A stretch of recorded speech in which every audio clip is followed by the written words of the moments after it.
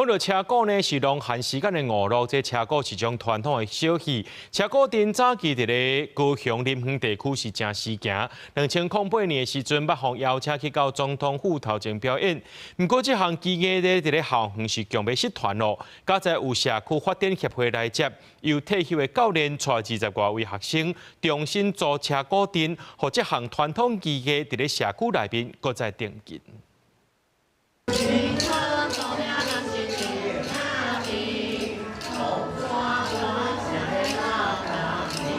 请传统服装对着这造展现独有的脚步手路，这是由高雄市林园区文贤社区李小基地组成的车鼓店，捌伫运动部转变运动署114年全国民俗运动店得到文鼎顶头公开组得优。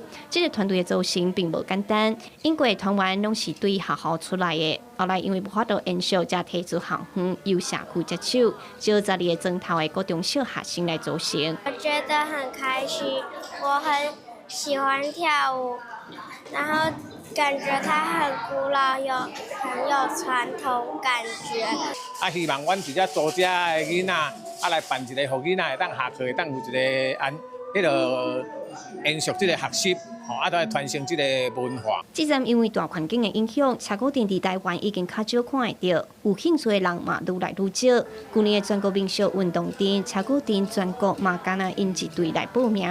这个文化除了面临短暂的问题，伫推赛的过程嘛有真侪阻碍。因为阮恁过咧跳拢跳400年前的戏文啊，讲实在真个人也听无啥有啦。所以讲阮真也开始。